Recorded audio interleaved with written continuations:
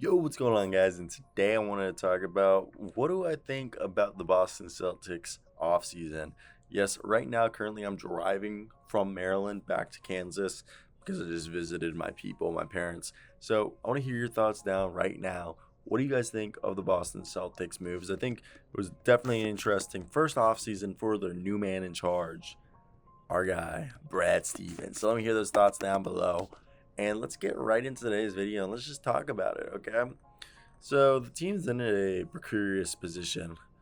Their free agent signing was Enes Kanter, who they brought back, 29 years old, for $1.6 million.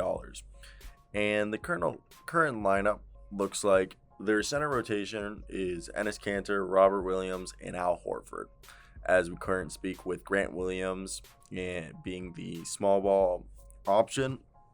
And we really don't know about Bruno Fernando. Bruno Fernando looked awful in his times that I saw him play for the Atlanta Hawks. But, I'm right now in Maryland. And so when I used to live in Maryland and before I went to the University of Kansas, I saw a lot of Maryland basketball. And Bruno Fernando was the guy who replaced Diamond Stone, whose Diamond Stone was the center when Jake Layman and Melo Tremble went there.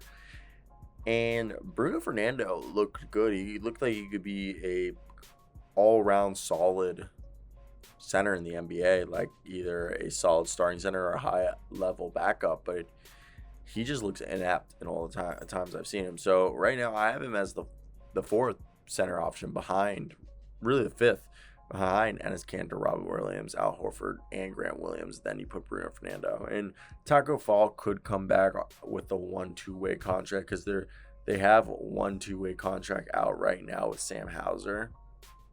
So besides that, their power forward rotation is Jason Tatum, Jabari Parker, Grant Williams, and yeah, that's probably it right there. Then at the small forward position, they'll probably play Jaylen Brown there, or do you think he's shooting guard? But Jaylen Brown, Aaron Nesmith, Josh Richardson, Romeo Langford, maybe. And I think Jabari Parker at this point doesn't have the quickness to stay up with wings. So I think that's their forward rotation, with the shooting guard rotation being, again, all those guys: Aaron Nesmith, Jaylen Brown, Josh Richardson, Romeo Langford, Marcus Smart, maybe some Peyton Pritchard in there. And then point guard rotation is probably going to be Chris Dunn, Marcus Smart, Carson Edwards, Peyton Pritchard. And I think that's really it. They lost Semi Ojeleye, Luke Cornett, Evan Fournier. Taco Fall is not being brought back. Nor is Trent Waters. Tremont. I don't know why I said Trent. Tremont, Waters, and Taco both did not get a qualifying thing, but they still do have a few exceptions left. Like, I know they have $184,000 left in the Gordon Hayward exception. They have $3.7 million they can use on a biannual exception to get a player, and a $9.5 million mid-level exception. So their team right now, yes, they have 15 players. I think they lack. The biggest depth is at the point guard position and the small forward. Like, ideally, you'd want Tatum to be the power forward and Brown to be the shooting guard. But right now, it looks like it's going to have to be Brown and Tatum at the forward positions. So it's just a peculiar spot that they're at, I think, because I don't think they're in a position to be super successful. I don't know if this team is. I think that in theory, I think this is a better team. I would have loved that if they kept Moses Brown. But what I want to see is, are we going to be seeing. I think Chris Dunn and Marcus Smart give you a lot of defense, great defensive duo, especially if Chris Dunn can stay healthy. Then you get Peyton Pritchard, who's a good scorer. And Carson Edwards, we don't know much about besides the flashes we've seen. I really would love to see Romeo Langford and Aaron Nesmith play some time. But this is a team that we could see the lineup being Marcus Smart, Chris Dunn as the 2 point guards, Smart starting, Dunn backing him up, with Peyton Pritchard being the 3rd point guard and being somewhat of a shooting guard. Then at the shooting guard position, Jaylen Brown. Then we throw in, maybe backing him up, Josh Richardson, and then Romeo Langford. Then you go at small forward, maybe you start Aaron Nesmith, have Josh Richardson back him up, or start Josh Richardson and have Aaron Nesmith back him up. And so does the same thing Romeo Langford.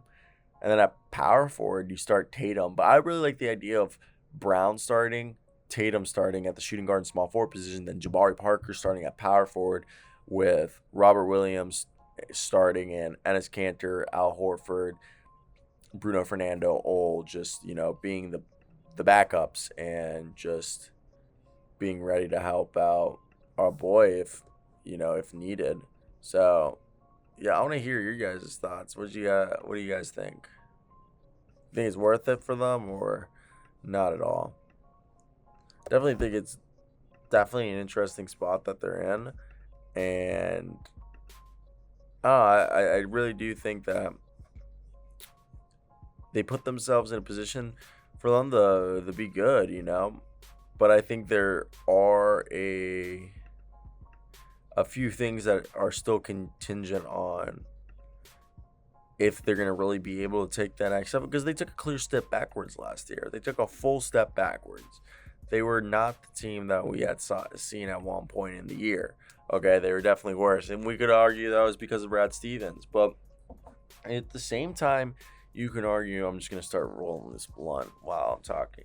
At the same time, I think what you could argue is, look, I like Romeo Langford, but we haven't seen enough. And he's looked good in his minutes. But the thing is like, really, look, this is a guy that he's the most athletic guy in the world. Like, and he's kind of a thicker boy. So I don't think for the guy his size, he isn't as good as a defender as he should be. And he isn't a lights out shooter. And sometimes I get the vibe that Romeo Langford thinks he's a scorer, but he's really not. So I like him as a backup. I think Josh Richardson should start if they don't start the Jabari Parker. Also, Jabari Parker, I'm a little biased because I wanted Jabari Parker to succeed so much. But yeah, I think this is just, they're in this situation where, hey, I think they got the veterans that they wanted that weren't too old. But it's not like, look, Chris Dunn, good player, good pickup. Enes Kanter, they brought back. He's a guy who knows the system. Remember, but he's terrible defensively. Al Horford's not going to be good defensively. Bruno Fernando, we just have no idea. And then you go over and you look at fucking Robert Williams, who's supposed to be good defensively, but he's such a liability with his fouls. He fouls way too often. Okay, it's like to the point that it's almost detrimental to the team of how often he fouls, because he's fouled out of so many games. So I want to hear your guys' thoughts. What would you guys do if you were the Boston Celtics and you were, I guess, Brad Stevens in this case?